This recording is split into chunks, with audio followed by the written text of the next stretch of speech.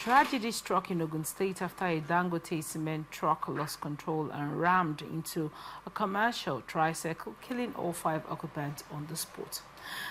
The accident happened along the Alopoka axis of the Palanto-Ilaro Road around 8:25 p.m. on Friday night. Authorities say the truck reportedly suffered a brake failure before crushing the tricycle beneath its tires. Eyewitnesses described the impact as devastating, leaving no chance of survival for those inside the smaller vehicle.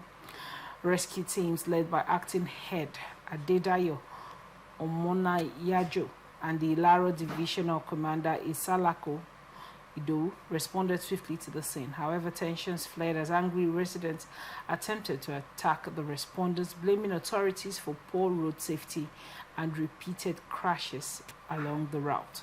Security operatives, including the Amoteku car, were deployed to restore calm and prevent further violence. The victims' remains were taken to a nearby morgue by FRSC officials. We have Dangote in the news again. What are your thoughts on this report? For the opting time, we have another victims of Dangote truck. And what goes to mind is that each time this happens, what goes through the mind of the managers of the organization? Because one thing seems to be certain, this is not an organization that prioritizes safety. If not, the frequency at which their trucks have been involved in accidents would have been a cause for alarm for them. And I also think it points to a deeper rot in the Nigerian system. There should have been somebody who's watched. We have road safety corps, we have road vehicle worthiness, and all those agencies you see on the roads disturbing hapless citizens. The thing is that those guys, they seem to be more interested in the vehicles that pose the least danger to people, which is private cars. You see an overladen commercial vehicle that if anything goes wrong, the fatality rate or even the injury rate will be higher, the consequences will be higher than a private car with one occupant. Yet these guys focuses on private cars than the commercial vehicles. You see commercial vehicles breaking traffic lights, traffic crews, and these guys turn the other way. So it's point to that. If not with the frequency, recall last time it was in Edo State. Right. Yeah. Recently also there is this popular Nigeria actor, is it Fino or something, whose sister brother, yes, had her leg amputated. Oh, and she's succumbed to that, and she finally lost it. I think they buried her over the weekend. Oh, sorry about that. Yeah. Now, with all this series of incidents, what are the ministries in charge of our roads and transportation doing and saying to this organization? If the organization on its own does not prioritize safety, there is a government that has the responsibility to make sure that they do the right thing. It's unfortunate, and this may not be the last we have heard of this type of incident, because like I said, it's obvious they don't prioritize safety. People have complained, and even without people complaining, all you need to do is be on the road. Even as a casual observer, you notice how reckless those drivers can be. Of all the organizational truck you see on the road, they seem to be the more reckless one. Others even have, Do you think that happens because of the brand behind the truck? It is the brand, but not because the brand have any mysterious thing, but just for that simple reason, because that brand does not prioritize safety.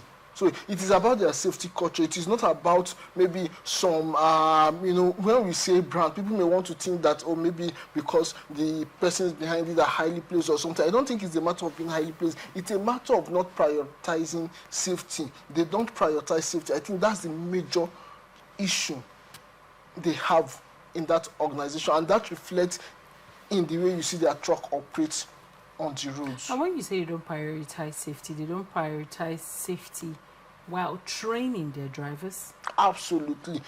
Or the drivers do not prioritize safety? No, you see, if an organization prioritizes safety, one of the criteria for recruiting you should be that you also prioritizes safety, because they know that you're being safe is in their interest. They don't want, they want you to go home and go safely. They don't want their vehicles, their fleet involved in too much accident. They don't want, you know, a situation where people who do business with them or who come in contact with them for whatever reason, either who come in contact with them accidentally or intentionally, are endangered.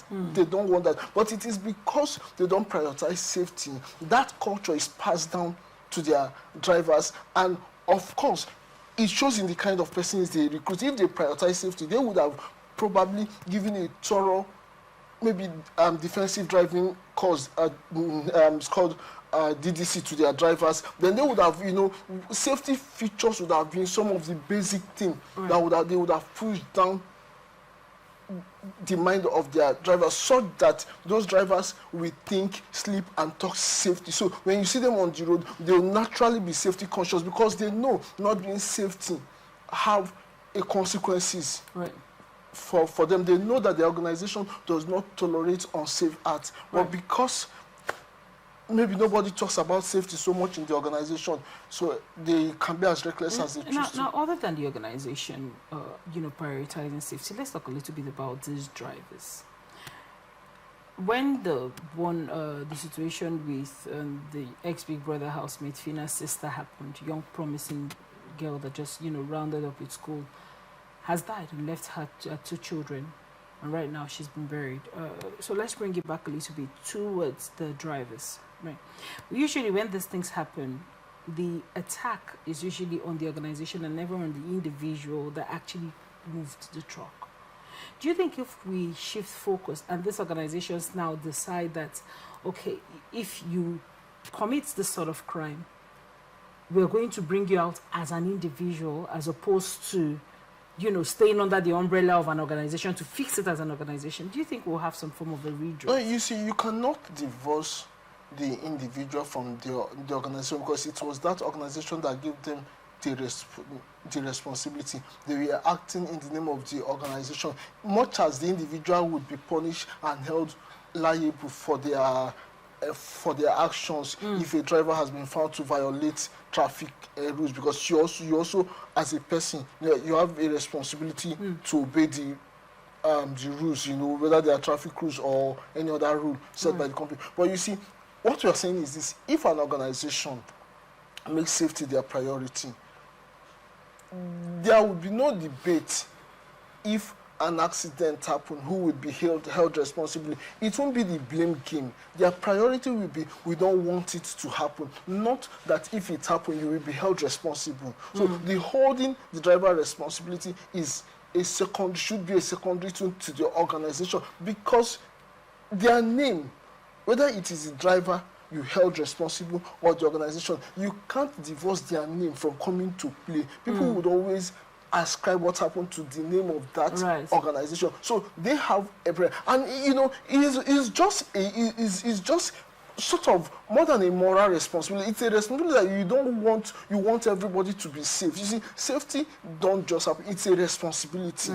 If they have that responsibility, if they think that they should be responsible for how safe their organization is drawn, how safe those who come in contact with them, like I said, whether accidental or intentional. If you see, I have a responsibility to myself and to you, if to ensure that at least as much as is within my power, you are safe around me. So I'm going to do everything possible to ensure that you don't get hurt around me. Whether that injury, if it happened, would be blamed on me or not. I just think that everybody around me should be safe. If you came in contact with me safely, you should also leave safely. You shouldn't come with me, you know, as it were vertical, and you live parallel. It's something I don't want. So it's going to affect how I relate. It's going to affect how I handle my environment. If I know that I don't want anybody coming here, so I will ensure that water don't spill on the floor, knowing that if there is water on the floor, it could become slippery. You know, I should ensure that my environment is properly lit up, because I don't want people bumping in the dark. I should just do everything possible. I won't say, oh, after all, this is my house. I know the places around, so even if it is dark, I can make my way around. Meanwhile, I have a visitor who don't know as much as that. I feel like it is his or her business. That's a poor safety culture. So safety, the thing about safety is that you don't just think about yourself, you think about others. I have a responsibility to ensure you are safe. And if you're also a safety conscious person, you also take it upon yourself to ensure that I am safe around you. So that's why you see people say, watch out. You're pointing out, I mean, you don't wait for the person to slip into the gutter and feel like, I'm not the one that did it to you. You don't just want that to happen. Thank you so much for your insight on that.